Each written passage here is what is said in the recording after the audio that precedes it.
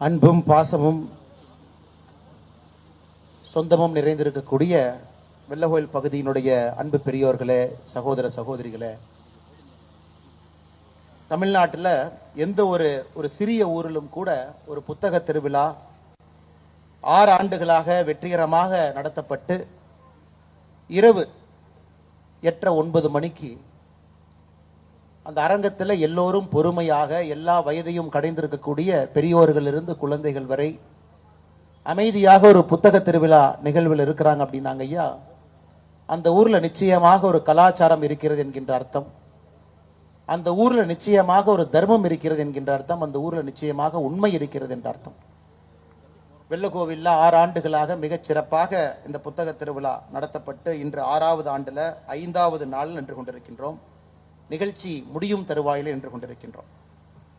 இந்த 5 நாட்கள்ல நல்லவர்கள், வல்லவர்கள், முக்கியமானவர்கள், இந்த மாவட்டத்தினுடைய ஆட்சியரிலிருந்து, சார்பு நீதிமன்றத்தினுடைய நீதிபதியிலிருந்து, நான் பெரிதும் வணங்கக்கூடிய ஐயா தமிழருவி மணியன் அவர்களிலிருந்து ஆரம்பித்து அக்கா சுமதி ஸ்ரீ அவர்கள், மதிப்புக்குரிய அண்ணன் எஸ் வைகை செல்வன் அவர்கள், மதிப்புக்குரிய அமைச்சர் அண்ணன் மூபே சாமிநாதன் அவர்கள், தேவி பாரதி அக்கா அவர்கள், மேடையில் எனக்கு முன்பு பேசிவிட்டு அமர்ந்திருக்கக்கூடிய ஜெயா டிவி பட்டிமன்றத்தினுடைய பேச்சாளர், பெருந்துறையை சார்ந்திருக்கக்கூடிய அண்ணன் ரவிக்குமார் அவர்கள், அவர்களோடு எத்தனையோ ஆற்றல் மிகுந்த மனிதர்கள் எல்லோரும் இந்த 5 நாட்கள்ல இந்த மேடை அலங்கரித்துக் கொண்டிருக்கின்றார்கள். அதே போல இந்த புத்தக திருவிழாவிலும் கூட ஆயிரக்கணக்கான பிரதிகளை இங்கு இருக்கக்கூடிய மக்கள் வாங்கி இருக்கக்கூடும், படித்திருக்கக்கூடும். நிச்சயமாக அந்த புத்தகத்தை படிக்கும் பொழுதெல்லாம் இது ஒரு சின்ன பையனுக்கு, வெள்ளகோயில் பக்கத்தில் இருக்கிற ஒரு கிராமத்தில் பிறந்திருக்கக்கூடிய ஒரு பையனுக்கு, ஒரு பொண்ணுக்கு, ஒரு குழந்தைக்கு எங்கேயோ இருக்கக்கூடிய ஒரு புத்தகம் நிச்சயமாக ஒரு பொறியை தட்டி இருக்கும். அந்த மனிதனுக்குள்ள ஒரு வேள்வியை ஏற்படுத்தும். இந்த உலகத்தை எல்லாம், பிரபஞ்சத்தை எல்லாம் ஒரு புத்தகத்தின் மூலமாக அந்த பையனுக்கு முன்னாடி அந்த புத்தகம் கொண்டு வந்து நிறுத்தும்.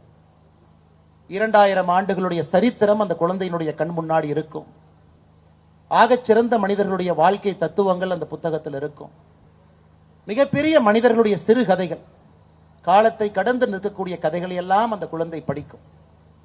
அது ரஷ்யாவிலிருந்து, அமெரிக்காவிலிருந்து, ஐரோப்பிய நாடுகளிலிருந்து, வேறு வேறு நாடுகளில் வேறு வேறு மொழிகள் எழுதப்பட்டிருக்கக்கூடிய புத்தகம் எல்லாம் மொழிபெயர்க்கப்பட்டு நம்முடைய தாய் திரு தமிழ் மொழியில் இருக்கும் பொழுதும் கூட அதையும் வாங்கி நாம் படித்திருப்போம்.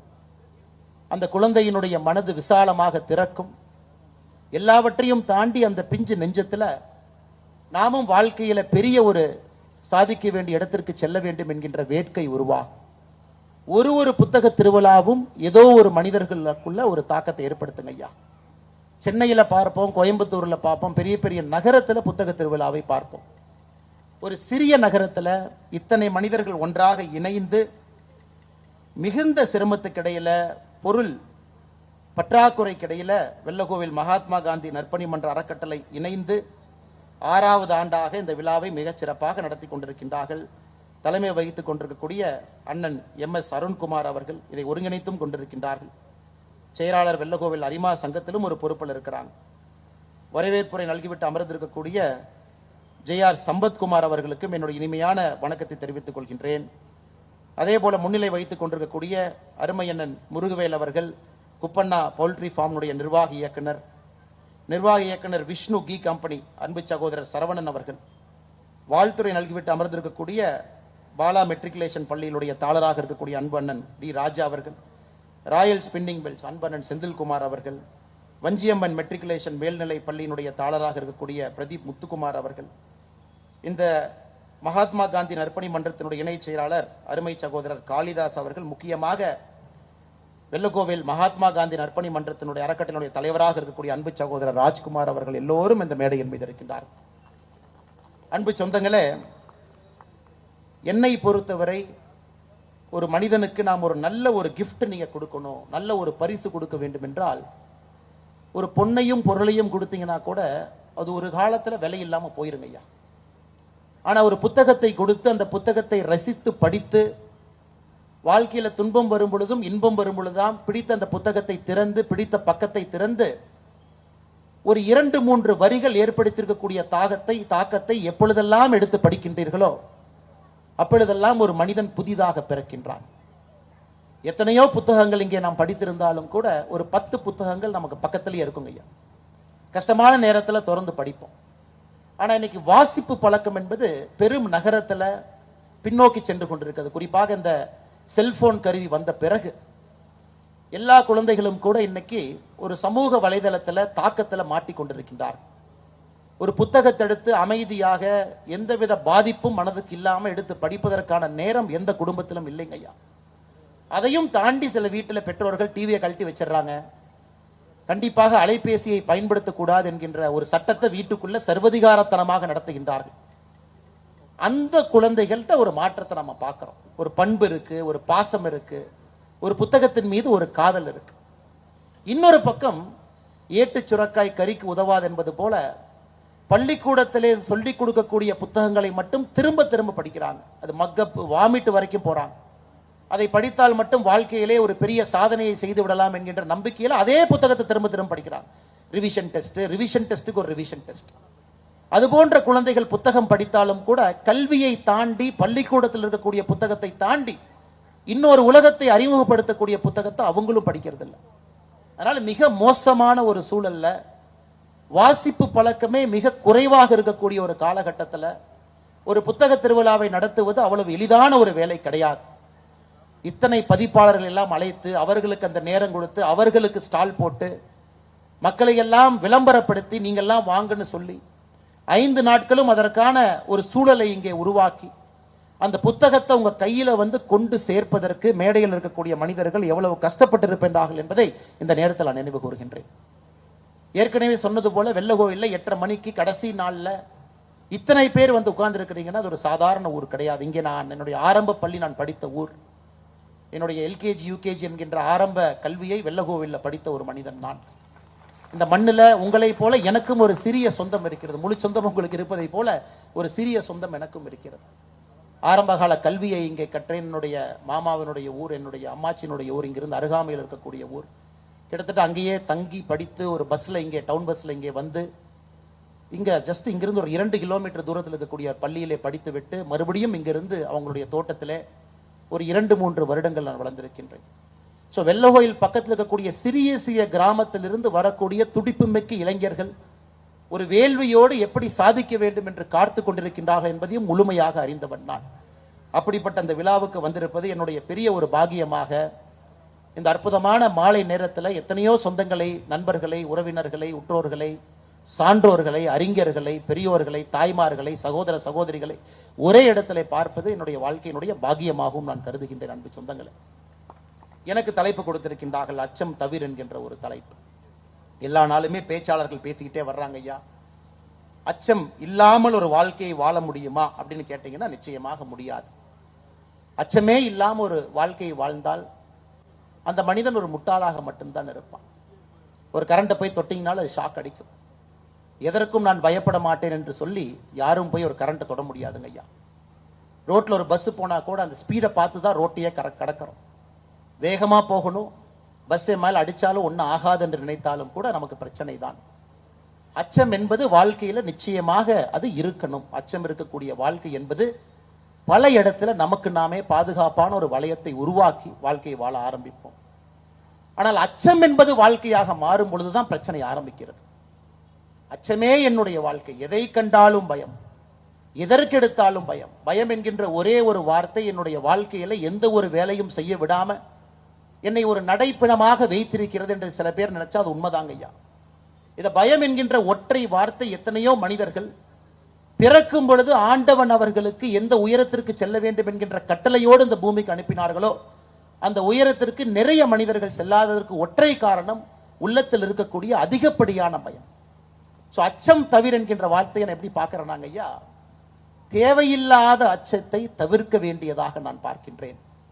தேவையான அச்சம் என்பது நம்முடைய வாழ்க்கையில அடுத்த கட்டம் செல்வதற்கு நிச்சயமாக நமக்கு உதவும். அதில் எந்த மாற்று கருத்தும் இல்லைங்க. இன்னைக்கு உலகத்துல எல்லா இடத்துலையும் திரும்பி பார்க்கிறோம், சாதனை செய்தவர்களை பார்க்கிறோம். எத்தனையோ இடத்துல நம்ம ஆங்கிலத்தில் ஒரே வார்த்தையில ரிஸ்க்னு சொல்லிட்டு போறோங்க ஐயா. ஒரே வார்த்தையில அவர்களுடைய பிறந்திருக்கக்கூடிய சூழலை தாண்டி காலை இன்னும் அதிகமாக எடுத்து வைத்தார்கள். அகலக்கால் வச்சவங்க செத்து போனவங்க நிறைய இருக்கிறாங்க, அகலக்கால் வச்சவங்க ஜெயிச்சவங்க நிறைய இருக்கிறாங்க. அகலக்கால் வைத்ததால் ஒரு மனிதன் சாதித்தான் என்பது எங்கேயுமே பார்க்க முடியாதுங்க ஐயா. சாதிச்சிருக்கிறாங்க, அதே அளவுக்கு மனிதர்கள் வீழ்ந்திருக்கின்றார்கள். இரண்டையும் நாம் பார்க்கின்றோம்.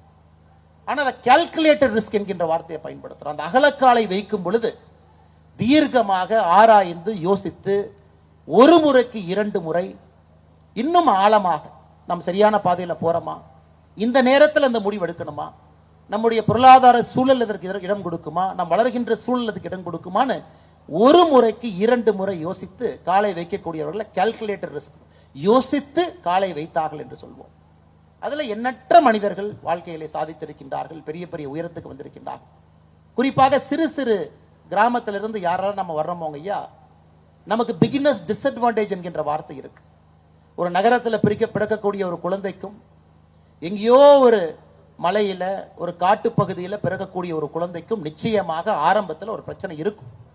அந்த குழந்தை 100 மீட்டர் ரேஸ்ல ஓடும் பொழுது 80 மீட்டர்ல இருந்து ஆரம்பிப்பாங்க. ஆனா ஒரு கிராமப்புறத்திலிருந்து வரக்கூடிய குழந்தை 100 மீட்டர் ரேஸ் ஓடும் பொழுது 100வது மீட்டர்ல இருந்து ஆரம்பிப்பாங்க. ஸோ எங்கேயோ பிறந்த ஒரு குழந்தைக்கு சூழல் ஒரு வாய்ப்பை ஏற்படுத்தி கொடுக்கிறது. என் மருத்துவமனையில் எங்க பிறக்கிறோமோ மருத்துவமனையிலேயே அந்த சூழல் ஆரம்பிக்கிறது. எத்தனையோ இடத்துல குழந்தைகள் பிறக்கும் பொழுது இறக்கின்றார்கள்.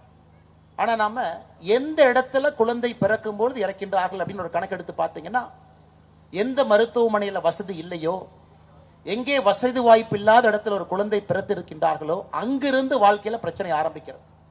அதன் பிறகு படிக்கக்கூடிய பள்ளிக்கூடம், அதன் பிறகு அந்த பள்ளிக்கூடத்தில் நமக்கு கிடைக்கக்கூடிய சூழல், குடும்பத்தில் நமக்கு கிடைக்கக்கூடிய சூழல்.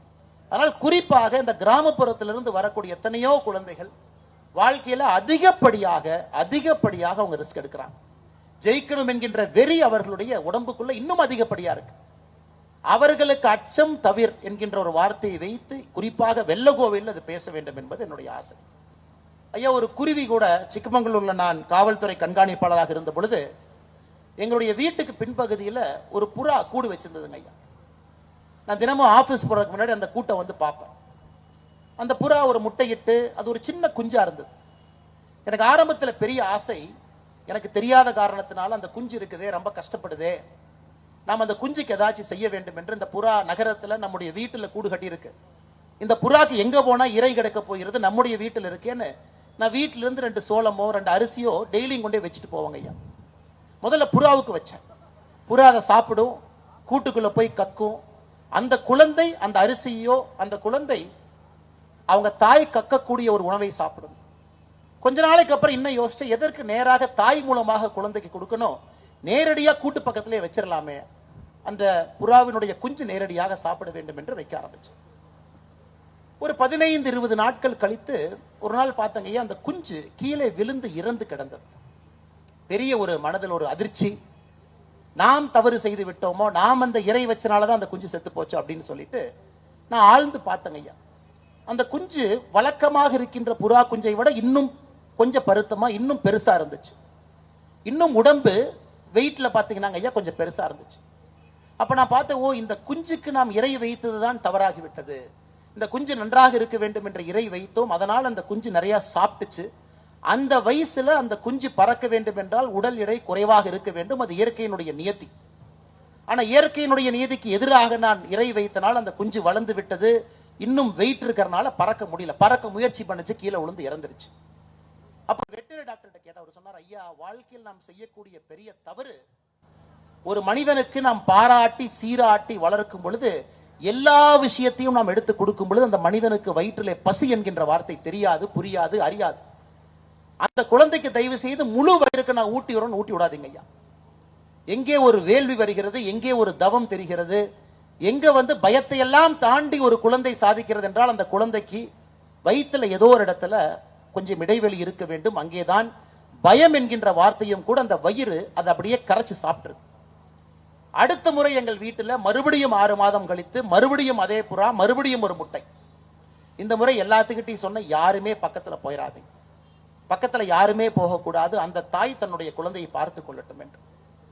அந்த புறா குஞ்சு, நாங்கள் எதையும் செய்யவில்லை, ஒரு 20 நாள்ல தாயும் குஞ்சும் 2 பேரும் பறந்து போய்விட்டார்கள். எதுக்காக இதை சொல்றாங்க ஐயா?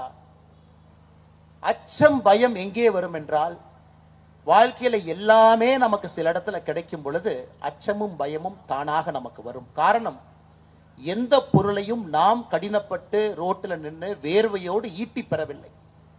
நமக்காக யாரோ படைத்து விட்டு சென்று விட்டான், அச்சம் பயம் என்பதை பார்க்காமல் வளர்ந்திருக்கின்றோம். திடீரென்று ஒரு புதிய விஷயத்தை பார்க்கும் பொழுது அச்சம் பயம் வரும். இந்த அச்சம் தவிர் என்கின்ற வார்த்தையினுடைய அடிப்படை ஒரு குழந்தை வளர்ப்புல பிறப்புல ஒரு தந்தை தாய், அது மிருகங்கள் இருக்கக்கூடிய அவர்களுடைய உலகமாக இருக்கட்டும், நம்முடைய உலகமாக இருக்கட்டும், ஒரு குழந்தை வளர்ப்புல அந்த குழந்தைக்கு நாம் சொல்லிக் கொடுக்கக்கூடிய விதத்துல இந்த உலகத்தை அந்த குழந்தை எப்படி பார்க்க வேண்டும் என்கின்ற அந்த தூண்டுதல்ல எத்தனையோ அச்சத்தை நம்மால் நீக்க முடியுங்க ஐயா. ஆனா அந்த குழந்தைக்கு அதிகமாக சொகுசுகளை சோகங்களை கொடுத்து அந்த குழந்தையை வளர்த்தெடுக்கும் பொழுது நிச்சயமாக அச்சம் என்பது உள்ளே வந்துவிடும். அவங்க வாழ்க்கையில எதுவுமே ஒரு லெவலுக்கு மேல செய்ய மாட்டாங்க ஐயா. அதனாலதான் ஃபார்ச்சூன் 500 நிறுவனம், உலகத்தில் இருக்கக்கூடிய 500 பெரிய நிறுவனத்தை ஃபார்ச்சூன் 500 என்று சொல்லுவோம். ஃபார்ச்சூன் மேகசின்ல புத்தகத்தில் 500 நிறுவனங்களை வருடத்திற்கு பட்டிடுவார்கள். 1920 அந்த ஃபார்ச்சூன் மேகசின்ல வந்திருக்கக்கூடிய 500 நிறுவனத்துல 2025 வெறும் 4 மட்டும்தான் பாக்கி இருக்குதுங்க ஐயா. அப்ப 1920 500 பெரிய கம்பெனிகள் இந்த உலகத்துல யார் இருந்தாங்களோ, இன்னைக்கு அந்த 500ல 4 மட்டும்தான் இருக்கின்றார்கள். 496 கம்பெனி காணாம போயிருச்சுங்க ஐயா. 2025 இருக்கக்கூடிய உலகத்தினுடைய 500 பெரிய கம்பெனி, அதுல 300 கம்பெனி 1990 பிறக்கவே இல்லைங்க ஐயா. 200 கம்பெனி 2000 பிறக்கவே இல்லை. புதியவர்கள், வலிமையானவர்கள், கஷ்டத்தை பார்த்தவர்கள், ஒரு தலைமுறை நிறுவனம் நடத்தி 2வது தலைமுறை நிறுவனம் நடத்தி 3வது தலைமுறைக்குள் எட்டி பார்க்கும் பொழுது அவர்களால் அச்சத்தை தவிர்க்க முடியவில்லை. காரணம், முதல் தலைமுறையில ஒரு போட்டியாளனுக்கும் 3வது தலைமுறையில வரக்கூடிய ஒரு போட்டியாளனுக்கும் ஒரு வித்தியாசம் இருக்கிறது. அதனால் நம்முடைய குழந்தைகள், குறிப்பாக இந்த கிராமப்புறத்தில் வந்திருக்கக்கூடிய குழந்தைகளை ஒரு 100 மீட்டர் ரேஸ்ல ஏற்கனவே நான் சொன்னங்க ஐயா, 80 மீட்டர்ல நகரத்திலிருந்து வரக்கூடிய குழந்தைகள் ஆரம்பித்தாலும் 100 மீட்டர்ல கிராமப்புறத்திலிருந்து வரக்கூடிய குழந்தைகள் ஆரம்பித்தாலும் இந்த கிராமப்புற குழந்தைகள் 100 மீட்டரை முடிக்கும் அளவுக்கு அவர்களுக்கு மன உறுதி இருக்கிறது. ஆனா 80 மீட்டர்ல ஒரு நகர குழந்தை ஆரம்பித்தாலும் அந்த 80 மீட்டர் முடிக்கக்கூடிய மன வலிமை அவங்களுக்கு இல்லை. அதனால் நிச்சயமாக கிராமப்புறத்தில் வரக்கூடிய குழந்தைகளுக்கு இயற்கையாகவே ஒரு சூழல் உருவாகி இருக்கிறது. அதையெல்லாம் தாண்டிங்க ஐயா, நீங்க நல்லா பாருங்க, அந்த மிருகத்தினுடைய வாழ்க்கையில ஒரு குஞ்சு அந்த காலம் வந்த பிறகு பறக்கவில்லை என்றால் தாய் தன்னுடைய மூக்கை வைத்து அந்த குஞ்சை தள்ளிவிடும். அந்த தாய்க்கு தெரியும் இந்த நேரத்துக்கு இந்த குஞ்சு பறக்கணும். இந்த நேரத்துக்கு இந்த குஞ்சு பறக்கவில்லை என்றால் அந்த தாய்க்கு உள்ளுணர்வுல தெரியும் நம்ம குஞ்சு பறக்கல, இன்னும் 3 நாட்கள் பறக்கவில்லை என்றால் அது சாப்பிடக்கூடிய அந்த தீனியில இன்னும் உடல் பெருத்து விடும், அதனால் பறக்க முடியாது என்பதற்காக எத்தனையோ இடத்துல தாய் தன்னுடைய மூக்கை வைத்து அந்த குழந்தையை தள்ளிவிடும். தாய்க்கும் பயம்தான், அந்த குழந்தைக்கும் பயம்தான். ஆனால் தாய் தன்னுடைய மூக்கை வைத்து அந்த குழந்தையை தள்ளிவிடவில்லை என்றால் தாய் தன்னுடைய கடமையை செய்யவில்லை என்று அர்த்தம். தன்னுடைய தாய், தன்னுடைய குழந்தை தாய் என்னை தள்ளிவிட்டார்களே என்று கோபம் பட்டு கொண்டால் அந்த குஞ்சு தன்னை தாயை பற்றி சரியாக உணர்ந்து கொள்ளவில்லை என்கின்ற அர்த்தமும் கூட. அதனால எத்தனையோ நேரத்தில் நம்முடைய தந்தை தாய், நாம் இன்னைக்கு தந்தையாக மாறும் பொழுது நம் தந்தையின் மீது மரியாதை இன்னும் அதிகமாக வருகிறது.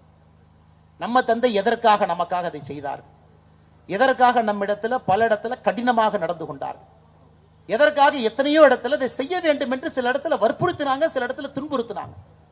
நாம் தந்தையாக வரும் பொழுது ஒரு தந்தையின் பார்வையில் குழந்தையை பார்க்கிறோம், நம் குழந்தையாக இருக்கும் பொழுது தந்தையின் பார்வையில பார்க்கிறது இல்லை. ஆனால் நிச்சயமாக நம்முடைய குழந்தைகளுக்கு நீங்க அந்த சூழலை உருவாக்கணும். அந்த குழந்தை அந்த அச்ச உணர்வு தன்னுடைய வாழ்வியல் முறையில கொஞ்சம் கொஞ்சமாக தேவையில்லாத அச்ச உணர்வை எல்லாம் எடுக்க ஆரம்பிக்க வேண்டும். உலகத்தினுடைய வரலாறு எல்லாம் பாருங்க, 1933 அமெரிக்காவில் மிகப்பெரிய பொருளாதார வீழ்ச்சி. எஃப்டிஆர், பிராங்க்லின் டி ரூஸ்வெல்ட் என்கின்ற அமெரிக்க அதிபராக பதவியேற்கின்றார். தன்னுடைய முதல் பேச்சு, மக்கள் எல்லாம் லட்சக்கணக்கான மக்கள் நம்முடைய அதிபர் என்ன பேச போறாங்க. அமெரிக்கா தன்னுடைய வாழ்க்கையில மிகப்பெரிய பொருளாதார வீழ்ச்சியிலே மாட்டியிருக்கிறது. புதிய அதிபர் நிச்சயமாக நமக்கு நல்லது செய்வார் என்கின்ற ஏக்கத்தோடு பார்த்து கொண்டிருக்கின்றார். அந்த அதிபர் தன்னுடைய பேச்சை துவங்குகின்றார். இப்படித்தாங்க ஆரம்பிக்கிறார். The only thing to fear is fear itself என்று சொல்லுகின்றார். என்ன அர்த்தம் ஐயா? பயத்தை விட நாம் இன்னும் பயப்படுவது பயத்தை பார்த்து என்று சொல்லுகின்றார். The only thing to fear is fear itself. அதாவது பயம் என்கின்ற வார்த்தை என்பது ஒரு சாதாரண ஒரு வார்த்தை. அதை நாம் எப்படி பார்க்கின்றோமோ அதிலே நம்முடைய வாழ்க்கை இருக்கிறது என்கின்ற உட்பொருளோடு பேசுறார். நீங்களாகவே ஒரு பயத்தை பார்த்து அந்த பயம் செய்யக்கூடாததெல்லாம் நீங்களே உணர்ந்து இன்னும் உங்களை பயத்துக்கு உள்ளாக்கி நீங்க வாழ்க்கையில இருந்தீங்கன்னா உங்களால் எந்த விஷயத்தையும் செய்ய முடியாது என்று அமெரிக்காவினுடைய அதிபர் சொல்லுகின்றார். எஃப்டிஆர் அதை தாண்டி இன்னும் போறாங்க ஐயா. ஆமா, பொருளாதார வீழ்ச்சி தான். நாம் என்ன செய்வோம்? பொருளாதாரம் உயரவில்லை என்று பயப்படுவதை விட இந்த நாட்டில் ரோடு போடுவோம். இன்னைக்கு நமக்கு அந்த ரோடு தேவையில்லை, ஆனா நம்ம ரோடு போடுவோம். இன்னைக்கு 6 லேன் 6 வழி சாலை இன்னைக்கு தேவையில்லை, ஆனா நம்ம போடுவோம். பெரிய நமக்கு ஒரு டேம் தேவையில்லைங்க ஐயா. ஹூவர் டேம் கட்டுவோம். உலகத்தினுடைய மிகப்பெரிய டேம் அந்த காலகட்டத்தில் கட்டுவோம். உள்ள இருக்கக்கூடிய அமெரிக்கா முழுவதுமே இன்னும் 50 ஆண்டு 60 ஆண்டு நம் வளர்வதற்கு என்ன எல்லாம் தேவையோ அதையெல்லாம் கட்ட ஆரம்பிப்போம். மக்களுக்கு சொல்லுகின்றார், இன்னைக்கு நாம பயத்தில் இருக்கின்றோம், பொருளாதார வீழ்ச்சியில் இருக்கின்றோம் என்று பார்க்காதீர்கள். எல்லோருமே உள்கட்டமைப்புக்காக ரோட போடும். இன்னைக்கு அமெரிக்காவில் நீங்க போனீங்கன்னா ஐயா, அங்கே இருக்கக்கூடிய சாலைகள் எல்லாமே 2ஆம் உலகப் போர் 1933 கிரேட் டிப்ரெஷன் அதிலே போடப்பட்ட தார் சாலைகள் இன்னைக்கு போனாலும் விசாலமாக விஸ்தாரமாக இன்னும் 2 வண்டி போற அளவுக்கு கேப் இருக்குதுங்க. காரணம், பயத்திலே பதுங்கி இருப்பதை விட அந்த நாட்டு மக்களுக்கு ஒரு எழுச்சி உரை ஆட்டினார். எல்லாரும் சேர்ந்து செய்வோம். பொருளாதாரம் எப்பொழுது சரியாகுமோ அப்பொழுது நம்ம நாட்டினுடைய உள்கட்டமைப்பு தயாராக இருக்க வேண்டும் என்று. இது எஃப்டிஆர். அதே போல இங்கிலாந்துல வின்ஸ்டன் சர்ச்சில் 1939 2ஆம் உலகப் போருடைய ஆரம்ப காலகட்டத்திலிருந்து ஹிட்லர் தனியாக இங்கிலாந்தின் மீது ஒரு பெரும் கோபம். தி பேட்டில் ஆஃப் பிரிட்டன் 1940க்கு பிறகு ஜெர்மன்ஸ், குறிப்பாக ஹிட்லர் காலகட்டத்தில் எந்த நாட்டிலும் கூட அதிகப்படியான குண்டுகளை வீசவில்லை. லண்டன் சிட்டியின் மீது வீசினார். பதுங்கு குழியில தான் எல்லாமே இருந்தாங்க ஐயா, இன்க்ளூடிங் வின்ஸ்டன் சர்ச்சில். அன்னைக்கு இங்கிலாந்தினுடைய பிரதம மந்திரியாக இருக்கிறவரும் பதுங்கு குழியில தான் இருந்தார். பதுங்கு குழியிலிருந்து ரேடியோல பேசுவார். தினமும் மக்கள்கிட்ட ரேடியோல பேசுவார். மக்கள்கிட்ட ஒன்னே ஒண்ணுதான் சொல்லுவாங்க, ஐயா நாளை காலை சரியாக இருக்கும் என்று நான் சொல்லவில்லை, ஆனால் இதிலே நமக்கு சண்டை போடுவதை தவிர வேறு வழி இல்லை என்பதை நான் சொல்லுகின்றேன். நம்ம எல்லா இடத்துலயும் சண்டை போடுவோம். வீட்டுக்குள்ள இன்னைக்கு பதுங்கி இருக்கின்றோம். we shall fight on the beach அப்படிங்கிறார். நம்ம கடற்கரை ஓரத்தில் போய் சண்டை போடுவோம். எங்கே தேவைப்பட்டாலும் சண்டை போடுவோம். சண்டை போடுவதை தவிர நமக்கு வழி இல்லை. வின்ஸ்டன் சர்ச்சில் வானொலி மூலமாக பேசி பேசி பேசி அந்த மக்களை உணர்ச்சிக்குள்ளாக்கி அவர்களுக்குள்ள ஒரு பெரிய தாக்கத்தை ஏற்படுத்தி தைரியமாக நிற்க ஆரம்பித்து பேட்டில் ஆஃப் நார்மாண்டி ஒரு சின்ன ஒரு சண்டையில பிரான்சினுடைய கடற்கரை ஓரத்தில் யுத்தத்தினுடைய போக்கு திருப்பமாக ஆரம்பித்தது. அதன் பிறகு சரித்திரம் இங்கிலாந்துடைய பக்கம் வந்துச்சுங்க. 1945க்கு பிறகு பாருங்க, அச்சம் என்பது நிச்சயமாக தேவையில்லாத அச்சம் தவிர்க்கப்பட வேண்டும். தலைமை பண்பு இருக்கக்கூடிய தலைவர்கள், வீட்டில் இருக்கக்கூடிய பெற்றோர்கள், பெரியவர்கள், குறிப்பாக ஆசிரியர்கள் ஒரு குழந்தைக்கும் எடுத்து சொல்லி அந்த அச்சத்தை எப்படி தவிர்ப்பது, அடுத்த கட்டம் எப்படி செல்வது என்று சொல்லும் பொழுது அந்த எஃப்டிஆர் சொல்லாரு பாருங்க, the only thing to fear is fear itself.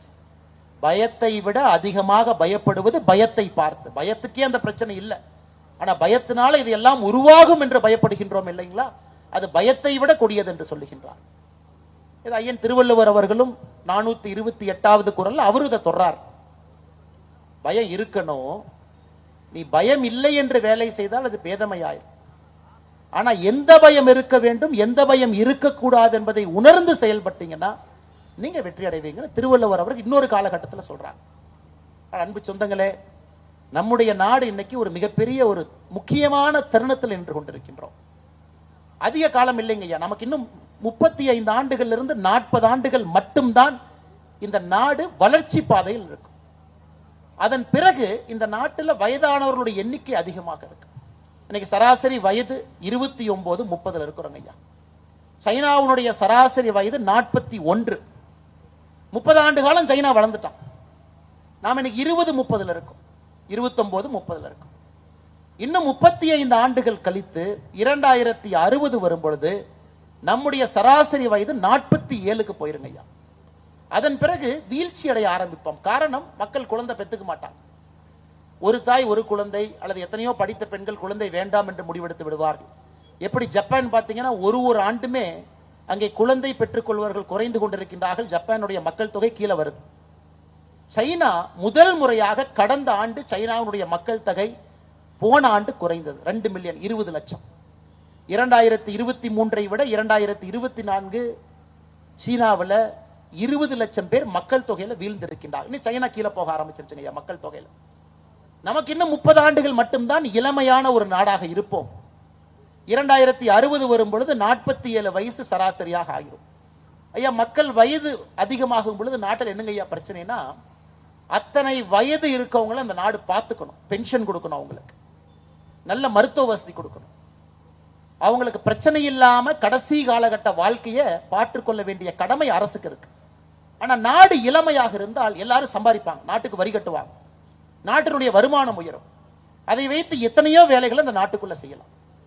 இன்னைக்கு அடுத்த 35 ஆண்டுகள் அற்புதமான ஒரு காலகட்டம் நம்முடைய நாட்டுக்கு கிடைத்திருக்கிறது. நம்முடைய பிரதமர் அவர்கள் இதுக்கு ஒரு வார்த்தையும் வச்சிருக்கிறாங்க, விக்ஷித் பாரத் என்கின்ற வார்த்தை. வளர்ந்த நாடாக வருவதற்கு 2047 நம்ம வந்துடணுங்க, அதன் பிறகு விட்டீங்கன்னா வர முடியாது. இன்னைக்கு நமக்கு யார் தேவை என்றால், தேவையில்லாத பயத்தை எல்லாம் களைந்து விட்டு களத்திற்கு வரக்கூடிய வயது குறைந்த நபர்கள் நமக்கு தேவை. புதிய ஒரு தொழிற்சாலையை ஆரம்பிக்கக்கூடிய துணிவு, மக்களுடைய அடிப்படை பிரச்சனை எல்லாம் நான் தீர்த்து விடுவேன் என்கின்ற நம்பிக்கையோடு ஒரு சிறு குறு நிறுவனத்தோடு வரக்கூடியவர்கள். ஒரு மருத்துவமனையில் ஒரு மருத்துவராக சேரும் பொழுது, இன்னைக்கெல்லாம் காய்ச்சலுக்கு போனாலும் கூட 25,000 ரூபாய் செலவு செய்ய வேண்டிய காலகட்டத்தில் நாம் இருக்கிறோம். அதையெல்லாம் தாண்டி 5 ரூபாய் டாக்டர் வர வேண்டிய காலகட்டத்திற்கு நம்முடைய நாடு தயாராகி நின்று கொண்டிருக்கிறது. 30 லட்சம் 40 லட்சம் 50 லட்சம் பணம் கொடுத்து மருத்துவ கல்லூரியிலே படித்துவிட்டு எத்தனை மாணவ செல்வங்கள் நம்மிடம் வந்து 5 ரூபாய் டாக்டர்களாக மாற முடியும் என்கின்ற ஏக்கத்தோடு இந்த நாட்டை பார்த்து கொண்டிருக்கின்றோம். இந்த நாடு ஒரு அதானி அம்பானி இருக்கின்ற 2 பேர் இருக்கின்ற காரணத்தினால வளர்ச்சி பெறாதுங்க ஐயா. போன ஆண்டு மட்டுமே அம்பானி நம்முடைய நாட்டிற்கு கட்டியிருக்கக்கூடிய வரி தொகை 1,86,000 கோடி ரூபாய். ஒரே ஒரு தனி நபர், அவருடைய நிறுவனம் ரிலையன்ஸ் இண்டஸ்ட்ரீஸ், ரிலையன்ஸ் குழுமம் இந்த நாட்டிற்கு கட்டியிருக்கக்கூடிய வரி தொகை 1,86,000 கோடி. நம்ம நாட்டினுடைய பட்ஜெட், மத்திய அரசினுடைய பட்ஜெட் 51 லட்சம் கோடிங்க ஐயா. 3% அம்பானி அவர்கள் கொடுத்த வரியில நம்முடைய பட்ஜெட்ல 3% அவர்கள் கொடுத்த வரி ஒரு அம்பானி.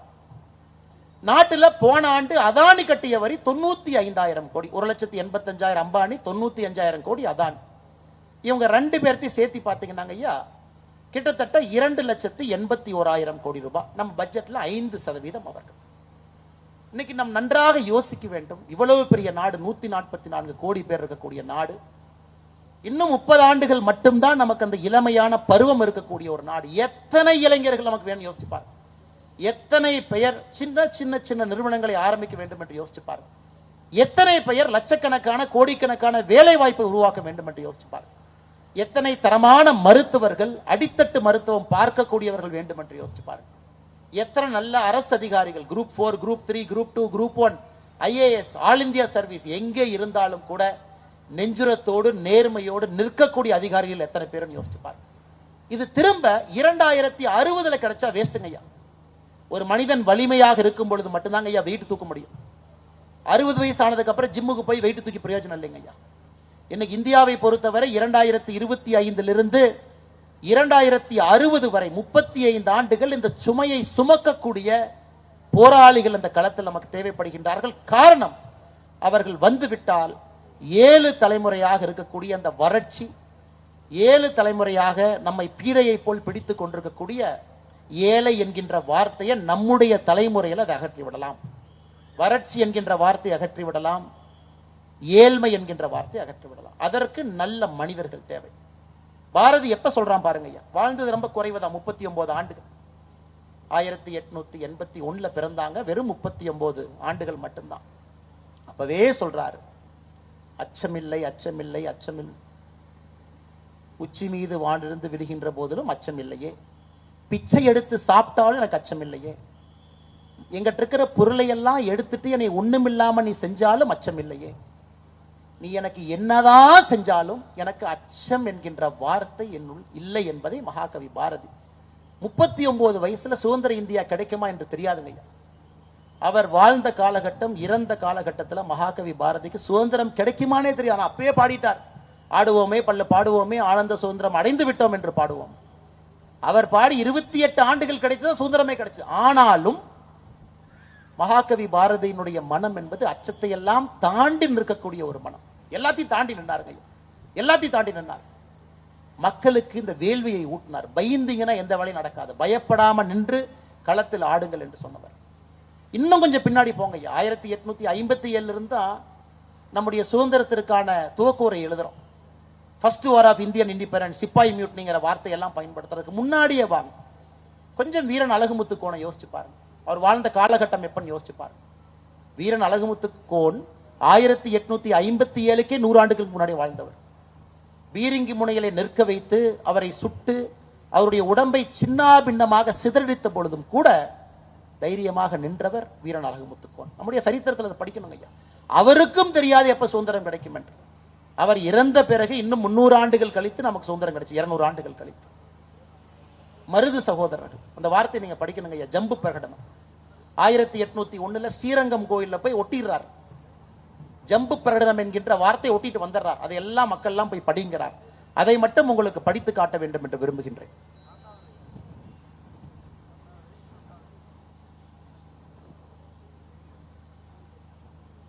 (1801) அப்பொழுதே சுதந்திரம் வேண்டும் என்று ஸ்ரீரங்கத்தினுடைய கோவில்ல பெரிய மருது ஒட்டிடுறாருங்க, போஸ்டர் மாதிரி ஒட்டிடுறாரு. அதுல அவர் சொல்றாரு, ஜம்பு தீபகற்பத்தில் உள்ள ஜம்பு தீவில் வாழும் அந்தணர்கள், மறையர்கள், சத்திரியர்கள், வைசியர்கள், சூத்திரர்கள், சாம்பவர்கள், முசல்மான்கள் முதலான அனைத்து சாதியருக்கும் தெரியப்படுத்தும் அறிவிப்பு என்னவென்றால், மேன்மை தாங்கிய நவாப் முகமது அலி அவர்கள் முட்டாள்தனமாக ஐரோப்பியர்களுக்கு நம்மிடையே இடம் கொடுத்து விட்டதன் காரணமாக இப்பொழுது அவர் ஒரு விதவையை போல் ஆகிவிட்டார். ஐரோப்பியர்களே தங்களுடைய வாக்குறுதிகளை மீறி அவருடைய அரசாங்கத்தை தங்களுடைய அரசாங்கமாக ஆக்கிக் கொண்டிருக்கின்றார்கள். நாட்டு மக்கள் அனைவரையும் நாய்களாக கருதி ஆட்சி அதிகாரம் செய்து வருகின்றார்கள். உங்களிடையே ஒற்றுமையும் நட்பும் இல்லாத காரணத்தினால் ஐரோப்பியரின் சூழ்ச்சியை புரிந்து கொள்ள இயலாமல் உங்களுக்குள் ஒருவரை ஒருவர் பழிதூற்றிக் கொண்டது மட்டுமின்றி நாட்டையும் அந்நியரிடம் ஒப்படைத்து விட்டீர்கள். இந்த ஈனர்களால் இப்பொழுது ஆளப்படும் பகுதிகள் எல்லாம் மக்கள் பெரிதும் ஏழ்மையில் உழல்கின்றார்கள். சோற்றுக்கு பதில் நீராகாரம் தான் உணவு என்றாகிவிட்டது. இப்படி துன்பப்படுவது தெரிந்த போதிலும் எக்காரணங்களாலும் இத்துன்பங்கள் ஏற்பட்டன என்பதை பகுத்தறிவாயும் புரிந்து கொள்ளவும் இயலாத நிலையில் மக்கள் இருக்கின்றார்கள். 1000 ஆண்டுகள் வாழ்வதாக இருந்தாலும் மனிதன் கடைசியில் செத்துத்தான் ஆக வேண்டும். ஆதலால் பாளையங்களில் உள்ள ஒருவரும் போர்க்கோலம் பூண்டு ஒன்றுபட வேண்டும். இந்த ஈனர்களின் பெயரை கூட இந்த நாட்டில் மிஞ்சி இருக்காமல் செய்ய வேண்டும். அப்பொழுது மட்டும்தான் ஏழைகளுக்கு இல்லா கொடுமையால் அல்லல் படுவோரும் வாழ முடியும். அதே நேரத்திலே இந்த ஈனர்களுக்கு தொண்டூழியம் செய்து நாயை போல் சுக வாழ்வு வாழ விரும்புகின்றவன் எவனாவது இருந்தால் அத்தகைய பிறவிகள் ஒழித்து கட்டப்பெயர் வேண்டும். அதனால் மீசை வைத்துக் கொண்டிருக்கக்கூடிய நீங்கள் எல்லோரும், அதாவது இராணுவம் அல்லாத மற்ற தொழில்களில் ஈடுபட்டிருக்கும் நீங்கள் அனைவரும் மற்றும் ஈனமான அந்நியன் கீழ் தொண்டு புரியும் சுபோதரர்கள், அவிழ்தார்கள், நாயக்கர்கள், சிப்பாய்கள் மற்றும் போர்க்கருவிகளை பயன்படுத்தும் அனைவரும் உங்களிடம் வீரம் இருந்தால் அதை கீழ்கண்டவாறு நீங்கள் வெளிப்படுத்த வேண்டும். ஐரோப்பியர்களாக இந்த ஈனர்களை எவ்விடத்தில் கண்டாலும் கண்ட இடத்தில் அவர்களை அழித்துவிட வேண்டும். இந்த ஈனர்களுக்கு எவனொருவன் தொண்டூழியம் செய்கின்றானோ அவனுக்கு இறந்த பின் மோட்சம் கிடையாது என்பதை நான் உறுதியாக கூறுவேன். இதை ஏற்றுக்கொள்ளாதவன் வைத்திருக்கக்கூடிய மீசை, அந்த வார்த்தை நான் படிக்கலீங்கம்மா. இதை ஏற்றுக்கொள்ளக்கூடியவனாக பிள்ளைகள் ஐரோப்பிய இனப்பிறவர்களுக்கு அதை நான் படிக்கலீங்க. எனவே உடம்பில் ஐரோப்பிய ரத்தம் ஓடாத அனைவரும் ஒன்று சேருங்கள். இதை படிப்பவர்களோ கேட்பவர்களோ இதில் கூறியிருப்பதை பரப்புங்கள்.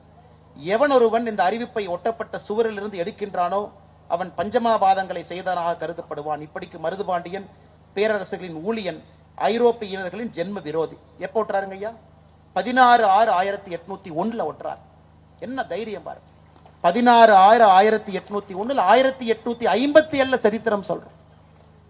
1856 ஆண்டுகளுக்கு முன்பு ஸ்ரீரங்கம் கோயில் ஒட்டிடுறார். ஒட்டிய பிறகு மக்களை சொல்றாரு, எதுக்கு பயப்படுறீங்க? நம்மை நாயை போல் நடத்தி கொண்டிருக்கின்றார்கள். எல்லா மனிதனுக்கும் சாவு என்பது வந்துதான் ஆகணும். பாருங்க, அந்த மனிதனுக்கு அச்சம் என்பது எங்க இருந்துச்சுங்க? அதே மனிதன் 4 மாதம் கழித்து 24/10/1801 கரெக்டா 4வது மாசத்துல அவரை பிடித்து ஆங்கிலேயர்கள் கேட்பது மன்னிப்பு என்கின்ற ஒரு வார்த்தையை சொல் என்று 2 மருது சகோதரர் சொல்றாங்க. சொல்ல மாட்டேன் என்று சொல்லுகின்றார்கள். அவர்களும் தூக்கிலிடப்படுறாங்க 24/10/1801. இதையெல்லாம் பார்க்கும் பொழுதுங்க ஐயா, சரித்திரத்துல நம்முடைய குழந்தைகளுக்கு சொல்லிக் கொடுப்பதற்கு அத்தனை விஷயம் இருக்கு, அத்தனை விஷயம் இருக்கு. ஆனா அது நம்முடைய பாட புத்தகங்கள்ல இல்ல. நம்முடைய குழந்தைகளுக்கு ஏதுவாக சொல்லிக் கொடுக்கும் அளவுக்கு சரித்திரத்தை நமக்கும் யாரும் சரியாக சொல்லல.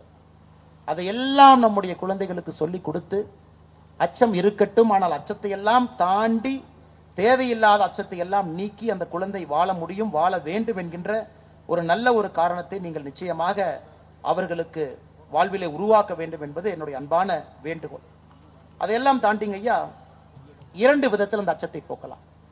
இன்னைக்கு பார்த்தீங்கன்னா எல்லா பறவைகளும் மழை வரும் பொழுது ஓடி ஒளிஞ்சுக்கும், கூட்டை தேடி அங்கங்கே போகும். மழை வரும் பொழுது எந்த பறவையும் வராது. ஆனா நல்லா உத்து பார்த்தீங்கன்னா ஒரு பறவை மட்டும் மழை வரும் பொழுது வெளியே வரும். அது எவ்வளவு பெரிய சூறாவளி காற்றாக இருந்தாலும் எதிர்த்து பறக்கும். அதையெல்லாம் தாண்டி மழை கனமாக வரும் பொழுது மேகத்திற்கு மேல போயிடும். அது கழுகுங்க ஐயா. கழுகு மட்டும்தான் மழை வரும் பொழுது மேகத்திற்கு மேல பறக்கும். ஏன்னா மழையெல்லாம் தாண்டி நிற்கக்கூடிய ஒரு பிராணி கழுகு. இன்னொரு இடத்துல ஒரு அச்சத்தை பார்த்து பயப்படுவதை விட இன்னும் அதிகமாக படிக்க படிக்க அந்த பொருளை தெரிந்து கொள்வதன் மூலமாக இன்னும் ஆழமான கருத்துக்களை ஆணித்தரமாக உணர்ந்து கொள்வதன் மூலமாக பயத்தை போக்க முடியும் என்பதற்கு கழுகு ஒரு அற்புதமான ஒரு பிராணி. ஏன்னா கழுகு பார்த்தீங்கன்னா ஐயா, சூறாவளி காற்று வரும் பொழுது எல்லா பறவையும் ஓடிடும். ஆனா கழுகு மட்டும் தன்னுடைய ரக்கைய ஒரு 30 டிகிரி ஆங்கிள் மேல வச்சுக்குங்க ஐயா. அந்த சூறாவளி காற்று அடிக்கும் பொழுது நேரா கழுகு பறக்கும் பொழுது ரக்கை 30 டிகிரியில் இருக்கும். அப்ப அந்த சூறாவளி காற்று கழுகு கீழே வந்து கழுகு மேல தூக்கி விடும். சோ கழுகு தன்னுடைய அறிவை வைத்து எதை பார்த்து பயப்படணுமோ அதை வைத்தே இன்னும் உயரத்திற்கு பறப்பதற்கு அந்த சூறாவளி காற்றை கழுகு பயன்படுத்தி கொள்ளும். ஆனால் கழுகு போல எத்தனையோ இடத்துல ஒரு பயத்தை பார்த்து நாம் ஒதுங்காமல் அந்த பயத்தை இன்னும் ஆழமாக எதற்காக நாம் பயப்படுகின்றோம் என்பதை இன்னும் அனுபவமாக உணர்ந்து அதே பயத்தை நமக்கு சாதகமாக பயன்படுத்த முடியும் என்பதற்கு கழுகு ஒரு அற்புதமான ஒரு உதாரணம். மலை மேகத்திற்கு மேல பறக்கும், ரக்கையில எங்கேயும் கூட மலை துளிப்படாது. அதுவும் கழுகிடமிருந்து நாம் கற்றுக்கொள்ள வேண்டும். அதனால எல்லாரும் போய் கரண்டை தொடுங்கன்னு நாம சொல்ல, கரண்டை தொடும் பொழுது கையில் ஒரு கிளவுஸ் போட்டுக்கிட்டு கரண்டை தொடுங்கன்னு சொல்றோம். அதே கரண்டை தொடும் பொழுது விஞ்ஞான பூர்வமாக 2 கம்பியும் கொடுத்து பிடிச்சு எர்த்தாகாம சர்க்கியூட் ஆகாம ஒன்னை மட்டும் பிடிச்சு தொங்குங்க, கரண்ட் அடிக்காதுங்கிறதையும் சொல்லிக் கொடுக்கணும். ஆனால் நிச்சயமாக நம்முடைய குழந்தைகளுக்கு பயத்தை பற்றி சொல்லிக் கொடுக்க வேண்டிய கட்டாயம் நமக்கு இருக்கு. அதே நேரத்தில் அதை விஞ்ஞான பூர்வமாக இன்னும் ஆழமாக அதை பார்த்து அதை அனுபவபூர்வமாக உணர்ந்து அதே பயத்தை தனக்கு சாதகமாக பயன்படுத்தி கொண்டு மேலே வர வேண்டும். இன்னொன்னுங்க ஐயா, இந்த பயத்தில் இன்னொரு முக்கியமானது பொறுமை. இதை கடைசியாக இதையும் ஒரு 2 வார்த்தை சொல்ல வேண்டும் என்பது என்னுடைய ஆசை. ஹிட்லர் திரும்பவும் பார்த்தீங்கன்னா ஜெர்மன் படைகள் ரஷ்யாவை நோக்கி போறாங்க ஐயா, மாஸ்கோவை பிடிக்கணும். அப்ப மாஸ்கோவில் இருக்கக்கூடிய தலைவர்களுக்கு எப்படி ஹிட்லரை நிறுத்துவது, எப்படி ஜெர்மன் படையை நிறுத்துவது? ஒரு வழி இருந்துச்சு, நம்முடைய படைகளை எல்லாம் அனுப்பி ஹிட்லரை போய் அடிச்சிடலாம். இன்னொரு வழி அவங்ககிட்ட இருந்துச்சு, ஹிட்லர் பாட்டுக்கு வரட்டும், நாம் எதுவும் செய்ய வேண்டாம், வந்துகிட்டே இருக்கட்டும், எதுவும் செய்ய வேண்டாம். அங்க இருக்கக்கூடிய போர் புரியக்கூடிய அதிகாரிகள் கேட்டாங்க, ஐயா என்னங்க ஐயா எதிராளி வர்றான், எதுவுமே செய்ய வேண்டாங்கிறீங்களே? எதுவும் செய்யாத, அவன் நடந்து நடந்து நடந்து மாஸ்கோவை நோக்கி வரட்டும். அவன் வெயில் காலத்திலே ஆரம்பித்த அந்த நடை என்பது மாஸ்கோ வரும்பொழுது குளிர்காலத்திலே முடியும். நாம் எதுவுமே செய்ய வேண்டாம், மாஸ்கோக்குள்ளேயும் வரட்டும், நம்முடைய தலைநகரத்துக்குள்ள வரட்டும். வந்த பிறகு குளிர்காலத்தில் உள்ளே வந்த பிறகு அந்த படைக்கு தேவையான எந்தவித கருவிகளையும் அவங்களால கொண்டு வர முடியாது, குளிர்காலத்தில் கொண்டு வர முடியாது. பொறுமையாக வந்த பிறகு சுற்றி வளைத்து நாம் வேட்டையாடுவோம் என்று ரஷ்ய படைகள் பார்த்தீங்கன்னா ஜெனரல் குஸ்னெட்ஸ்னோவ்னு ஒருத்தர் மிக பொறுமையாக ரஷ்யா, ஐயா அடிக்கலாமா பொறுமையா இருங்க, ஐயா வந்தாச்சு போலாமா பொறுமையா இருங்க, ஒன்னாகாது, ஐயா மாஸ்கோவுக்குள்ள வந்துட்டாங்க பொறுமையா இருங்க, மாஸ்கோனுடைய மத்திய பகுதிக்கு வரட்டும், ஐயா மத்திய பகுதிக்கு வந்துட்டாங்க, இப்ப அடிங்கனார். அதனால் எத்தனையோ நேரத்தில் ஐயா பயத்தை பார்த்து உடனடியாக ஒரு வேலையை செய்வதை விட பொறுமையாக அதை கையாள ஆரம்பித்தால் அதுவும் கூட நமக்கு வெற்றி கொடுக்கும். அது எத்தனையோ நம்முடைய சரித்திரத்தில் நாம் பார்க்கும் பொழுது இன்னும் பொறுமையாக இன்னும் பொறுமையாக இன்னும் பொறுமையாக கரெக்டா அந்த நேரத்தில் போய் அடிக்கணுங்க ஐயா. என்னதான் ஒரு பழம் இருந்தாலும் மரத்துல அது பழுத்து அது விழ வேண்டும் என்று நினைக்கின்ற நேரத்தில் மட்டும்தான் அது கனியாக கீழே வரும். அதற்கு ஒரு மனிதனுக்கு பொறுமை வேண்டும்.